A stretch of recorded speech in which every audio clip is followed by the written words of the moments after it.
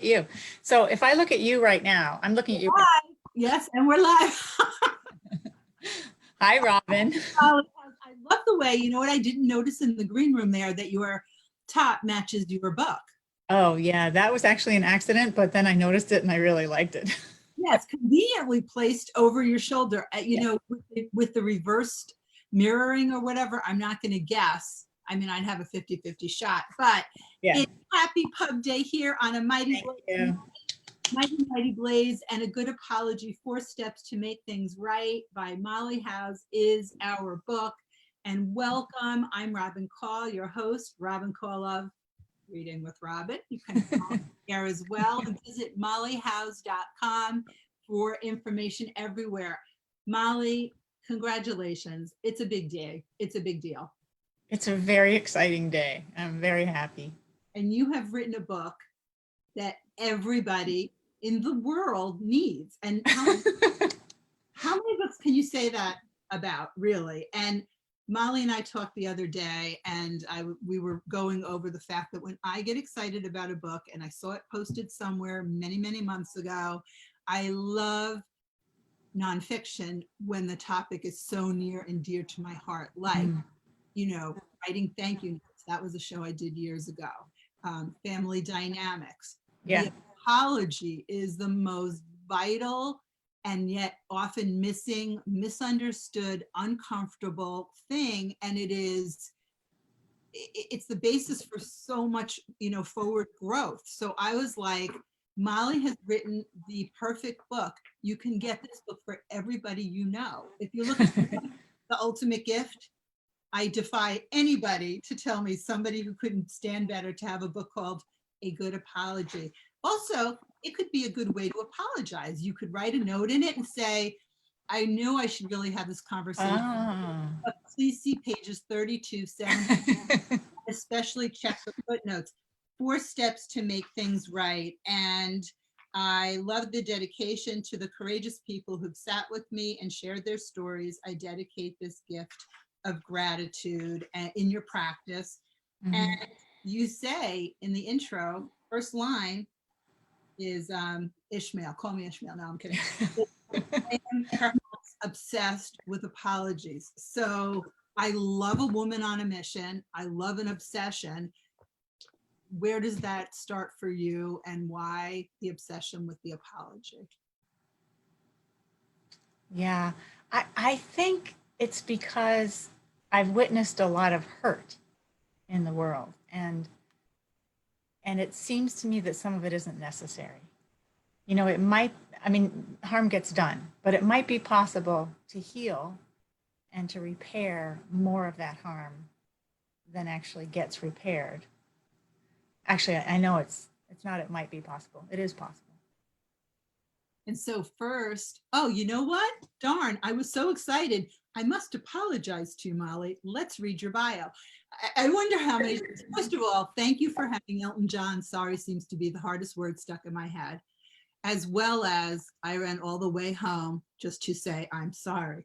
Molly House, PhD, is a Harvard-trained clinical psychologist and award-winning writer. Following a clinical fellowship at Harvard Med School, she completed her PhD in clinical psychology from Florida State University. For 35 years, she has maintained an independent psychotherapy practice in which she works with couples as well as individuals of all age. She has contributed to several academic papers, and her creative nonfiction has appeared in the New York Times Modern Love column, Love, Boston Globe magazine, NPR's Morning Edition, and elsewhere. Her work was also listed as notable essay in Best American Essays. She has been a grateful fellow at Ragdale, VCCA, and MacDowell Colony. Welcome to the show, Molly. Thank you, Robin. It would be super fun, right? Apologizing can be fun. So to get that apology and to heal and to move forward,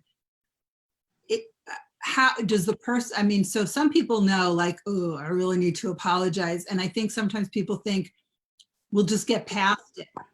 But sometimes, personally speaking from experience, of course, it's in there somewhere. And then at some level, as time passes, does it manifest, or do you sort of get the sense of, okay, we've moved on, but it's still there. Sometimes it just nags at you, like your conscience. And I call that good guilt. Mhm. It's productive. It leads you to want to make up for the thing you did that was wrong or that hurt someone, the mistake. So then you feel compelled to do something. And the question for most of us is there anything that can be done? And secondly, how do we do it? I Because don't you undo the thing. I Yeah. mean, there's the desire to say, let's just wind back time, Mm, not do that thing. And was it meant in the moment, or was it maybe not really fully formed? And, people do say things they don't mean, or is there always a bit of truth there? I don't know that it matters so much what the deep layers of truth are. I think what matters is caring about the relationship enough to want to help the person who's been hurt feel better. Yeah. I don't mean to deceive them, but I do mean to focus on the future. You can't undo what was done. You have to face it and work through it, but you can make the future different. And that's what ultimately, we're living towards the future, and in the present. And why is it so uncomfortable? And how, and you have great steps and you have examples, and it's really, I don't want to say an entertaining read, but it was very enjoyable. And the thing is that people will see themselves in all different circumstances, the one who needs to do the apologizing, and it may bring up some stuff. Is there a trigger warning here? Oh, I thought I'd let that one go. Gee, I guess I didn't. Better send Right. Molly a book. So talk about, I guess, traditionally, or, the overall and what you find in your practice and working with people, why it's so hard. And have you had the situation where you were like, oh, this person is never going to get there, and then they do, and what a revelation that must be? Well, I hardly ever think this person's never going to get there. For one, um, I can see sometimes the path toward a resolution, and I try to hold that as a possibility. But it is hard. I think it's hard for everybody, and it's especially hard because of the culture we live in, which thinks of an ideal adult as the person who's independent and sure of themselves and doesn't question what they're doing or what they did. And, we think of leadership that way. Oh, are we going to go there? Okay, all right, well, let's skip Lack thereof. I digress. So there's a good case of a person who might not ever apologize. Okay. Yeah. But most people, feel reluctant to do it because it seems like it's a sign of weakness. Mhm. It's like it's accepting blame, which I don't agree with. And it's also cognitively and neuroscientifically, it's very hard to see our mistakes.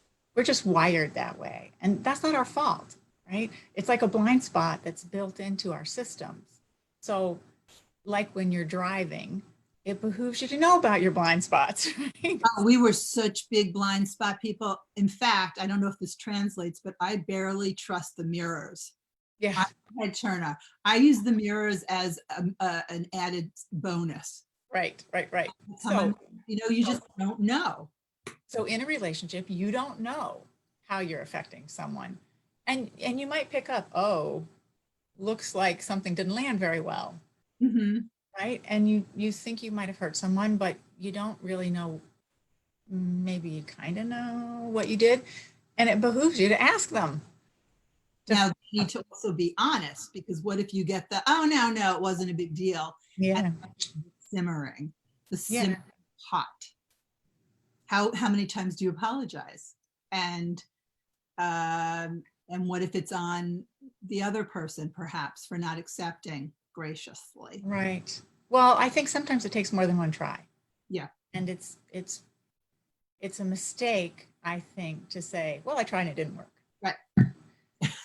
Especially if it's a big thing. It takes more than one try. And often with a big thing, the other person isn't ready.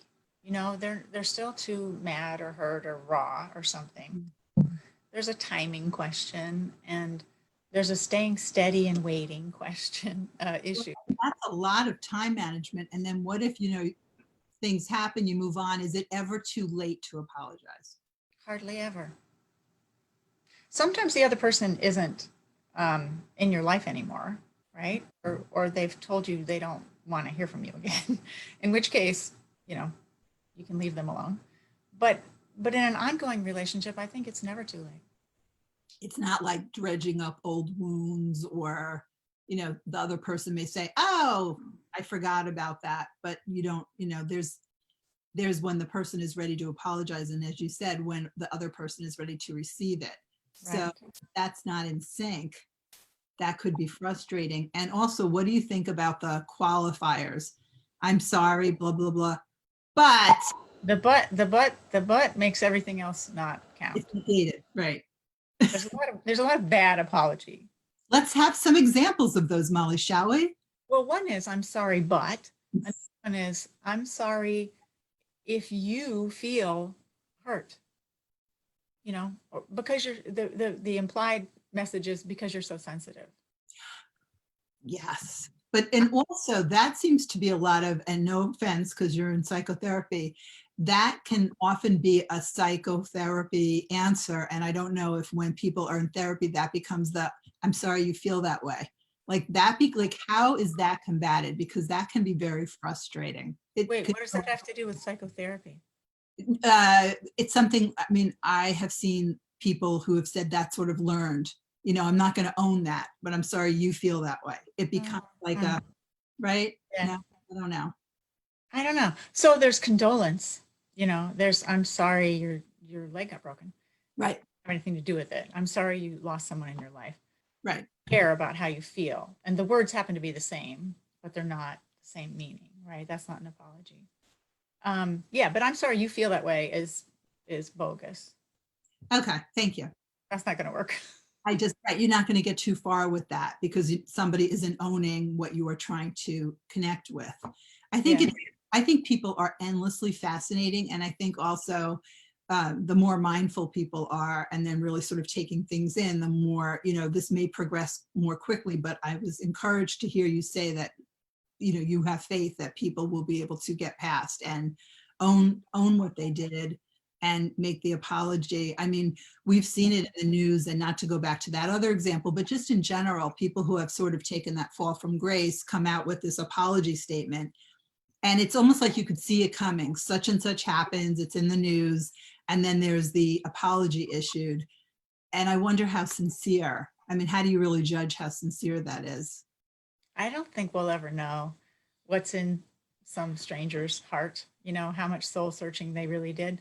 But you can also sense, um, you know, if the person makes a lot of excuses, if they deny at the same time as they're supposedly apologizing, you know, I'm sorry, but I didn't really do anything.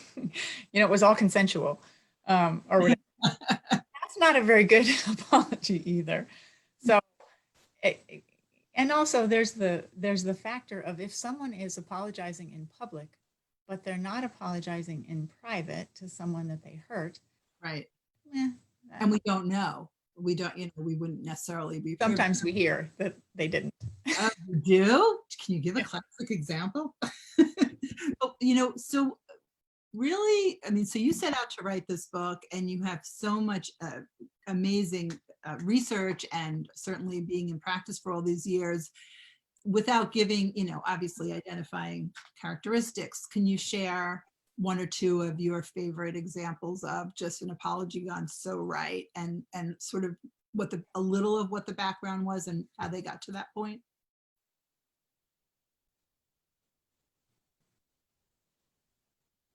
Yes.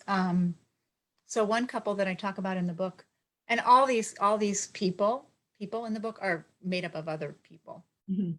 So one couple I talk about in the book has been fighting for years, and they don't know why, but they've landed in a very contentious, unpleasant place together.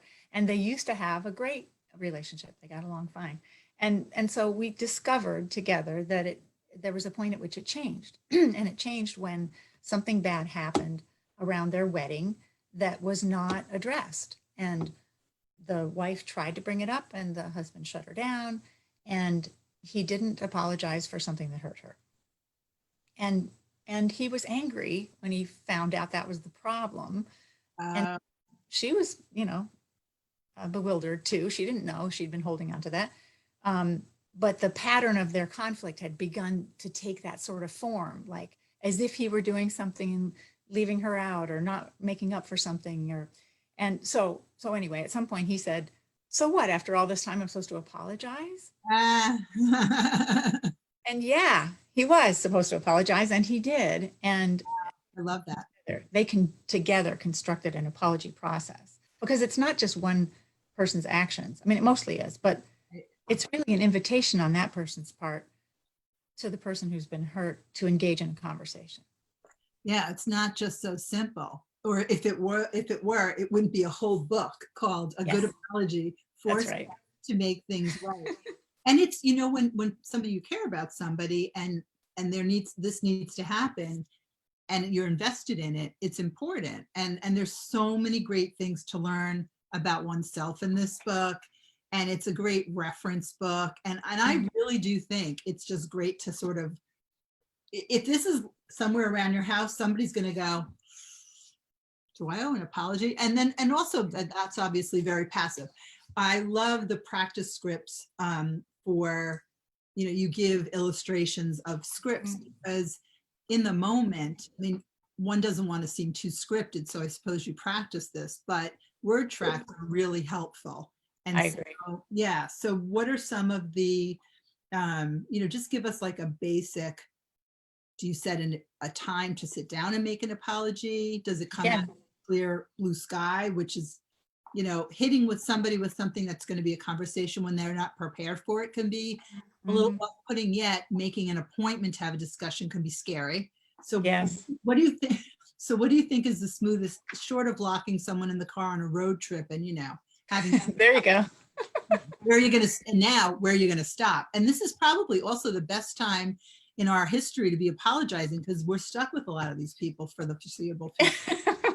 So I don't know, I had a question there, but yeah, so what's a way to approach it from the person who's like, okay, I need to do this? What are some steps? Well, it could be, I know I made a mistake or I hurt you, a couple of weeks ago when I didn't show up for X, Y, or Z. And I wonder if you'd be willing to talk to me about that, because I want to face it together. I want to understand how I affected you, and I want to try to make it right.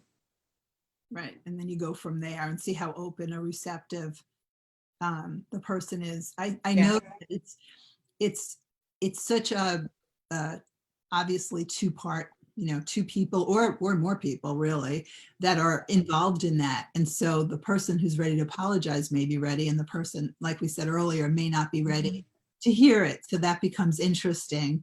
And then in the meantime, there could be like 3 new apologies that you do. Like, are you always supposed to say that of your apologies, or do you bank them up and think, how many people do I need to apologize to? Is it kind of like making a mess in a way? I told Making you, super fun, Molly. No, because I think this is such a fascinating topic. I am just, it's on so many levels, because everybody can relate to needing to apologize or, expecting an apology. And And it's actually a bigger process than, maybe I shouldn't have even called it apology. Maybe I should have called it making amends, because hey, there's the paperback. The paperback's going to be dedicated to me, to Robin, who decided maybe it's amends. But I knew what you meant. Making it I think right. it's a bigger process. Yeah, it's making it right, and it's preventing it recurring, right? And that's thorough. That's not just saying I'm sorry for this. And what if the person who feels they are owed an apology, what are the proper steps to approaching the offender or the Oh, perceived offender? yeah. I think it's a common reaction to this book, to these pages. People haven't read the whole book so much yet. Yeah, happy Pub Day. Oh, we said that. Yeah, it's just out today. I apologize. Yeah. That's fine. To remember to become aware of apologies that they want to receive, right? So I think of that's a very common way for the apologizer to even learn they need to apologize, right? Someone says to them, "Hey, that wasn't so cool," Mhm. oh, and you might not be aware of it at all. So that's good to try to be open to try not to be defensive about. And it might take you a little bit to get on board because most of us are defensive. Um, Mhm. but so if you want to approach someone, you can use sort of the same steps, like to start. Mhm. I want to talk to you about something that went wrong between us. Is this a good time? It is now. What did I do? And there is defense. I mean, these are just uh, coping mechanisms, and they're just like you said, things that are wired in. But things that are wired in can be reprogrammed. Yes, you can override that. You can make a shift, a deliberate shift in your cognition to be open and curious to what the other person has to say. It takes work for most of us. It's not natural. Right, want to do the work on top of the work of, and then what's the sense? And is it possible that if it's a continual back and forth of apology, that perhaps it's not a good relationship? Like if it becomes exhausting. So I think that we said in the beginning too, there's the value on the relationship and how much work there Mhm. needs to be put into it. So is that something that needs to be evaluated? If you're doing a standing Friday appointment to apologize to the same person, it's not going well. Could be. I don't know. I mean, it depends, right? I think that depends. Yeah. But certainly, if there's a pattern set up where somebody's always sort of in the doghouse, Mhm. no matter what they do, they're always kind of screwing up. I mean, that's something that should be addressed because it's not good for the person in the doghouse, but it's also not good for the other person to be in kind of a permanently aggrieved position. That's not good. Especially if it's, I would think entirely if it's an important relationship, again, Yeah. one that you want to expend energy on. And, but there is sometimes a point of which if apologies aren't being heard and one thinks they're making a valiant effort and still the pattern, it's sort of accepted, but the pattern continues of passive aggression or whatever it is, at some point saying, I'm sorry. I'm sorry I'm sorry, That's a different kind of I'm sorry, right? it is. And how important is humor in diffusing Good. Yes. in the art of the apology, Molly House? Right. I mean, I think it's often a way that one of the partners can elicit a softening or a joining from the other person, right? It's not all serious business. With also including honoring the fact that it is an apology and not to sort of make a joke of it, Right. I mean, there are serial appalling apologizers that I know. So, but it is, I live in hope also. And so I think that that's something to keep front and center. I'm just looking at the 4 steps. I love the way you also break the book up, and there's chapters and there's these little handy dandy note cards, which could be like a project along their own. So when the paperback comes out, you could do these as like tear outs, when the new title and dedication come out. Who was this? Oh, Grand Central. Oh, they're going to love that. You can have little handy dandy note, so like for easy reference. First, you must come to understand the other person's injury, including the effects of your actions. This usually involves asking questions and listening, which we talked about. And second, all right, so you guys have to read this. I love the convincing plan to prevent the problem from happening again. And so can you talk about the cycle of like a familiar pattern and how to back out of that, or say I won't be apologizing about the same thing that looks a little different, but it's really the same thing? Yeah, I would say that's not that a first apology wasn't completed because completing it means establishing that it's going to be different. Mhm. And you can't just establish that, you need to follow that up with action. Right. And also good intentions don't do it usually. I mean, they're just not enough. You have to make some change. Right. So the words and the apology need to be followed up by action and change. And the person who's apologizing, does that person always realize? They will if they read the book. Yes. A good apology, 4 steps to make things right. Or if their partner reads the book. That's why I'm saying you can have multiple copies of this. And friends. I mean, what a great group, like if you belong to a group, no chance that there aren't apologies hanging in the air that just haven't landed. So I just think this is a great book club pick. I mean, sit around and have a real conversation. I often suggest nonfiction for book clubs. I think it's fascinating. And visit mollyhouse.com for more information. And you have events listed, other events coming up. When is the one you were talking about that you were telling me about? Is that tomorrow night? Tomorrow night at Harvard Bookstore with Meredith Goldstein. Yes, that's going to be fun tomorrow. And that will be on Zoom.